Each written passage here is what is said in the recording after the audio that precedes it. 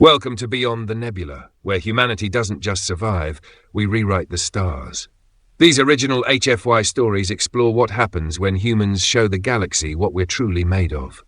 They had never seen anything that big before, not in 1,000 cycles of interstellar commerce, conquest, or diplomacy. The Titan wasn't just a ship, it was a continent carved into orbit. It had no visible engines, no emblem, no design lineage the Council of Species could trace.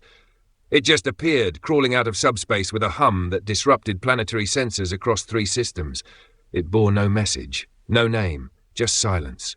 Commander Alana Reyes stood on the observation deck of Verdant Reach, the diplomatic carrier tasked with intercepting the newcomer. She squinted at the monstrosity on her screen. "Is it alive?" "No life signs detected," said her XO. "No comms, no translation packets, nothing." "Then how the hell is it holding stable at high orbit with 0 engine output?" "Unknown." Alana chewed the inside of her cheek. The ship was matte black, its hull etched with fractal designs that shifted under magnification. It was built from some kind of reactive metal, absorbing light, distorting radar. Her crew called it the Ghost God. She didn't like it. Things that quiet rarely were. Back on the ground, panic brewed. The surface world below, Rylos Vi, was home to 2 billion residents, most of them non-human.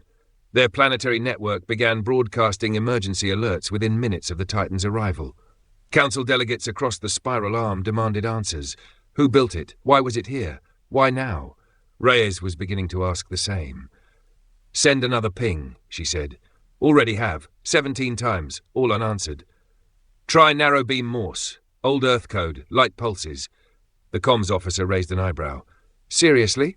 Reyes folded her arms. "You're looking at a ship the size of Manhattan that's been hovering silently over a council world for 3 hours. Humour me." The pulses launched. Blue flashes from the ship's lateral array. Then, finally, movement. The Titan shifted, slowly like a mountain turning in its sleep. A long slit opened along its underbelly, revealing a chamber, empty but lit with soft white glow. A tether beam extended from its hull, an invitation, a docking invitation. Reyes inhaled sharply.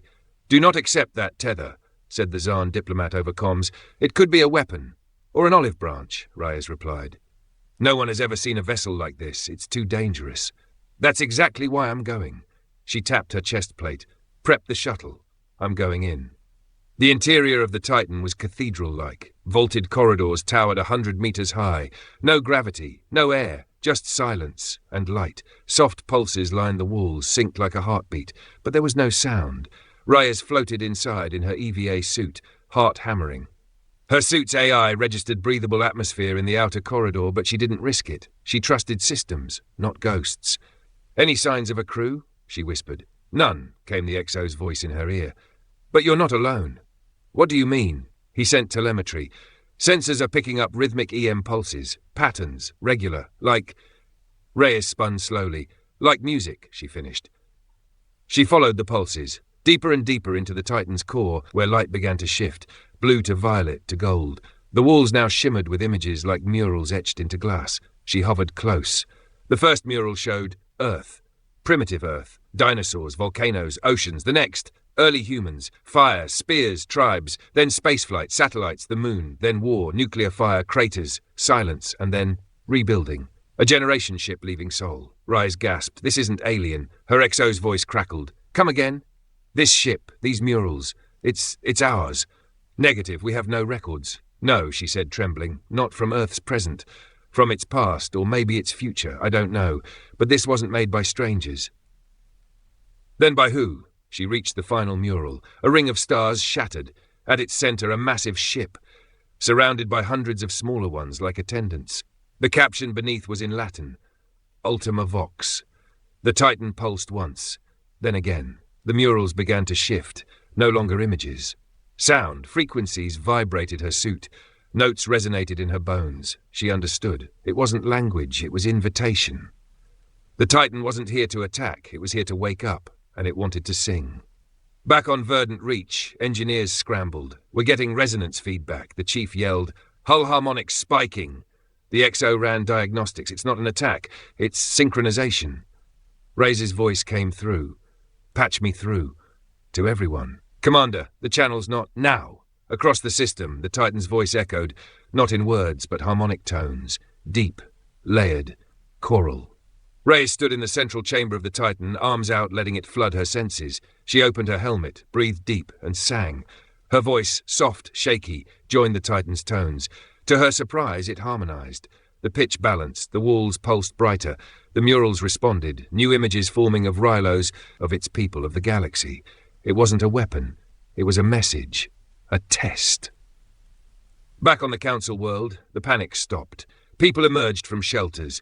Screens everywhere translated the pulse. Not in words, but in emotion. We remember you. We are what you left behind. We are the echo of your intent. Not conquerors, not gods. Just memory and hope.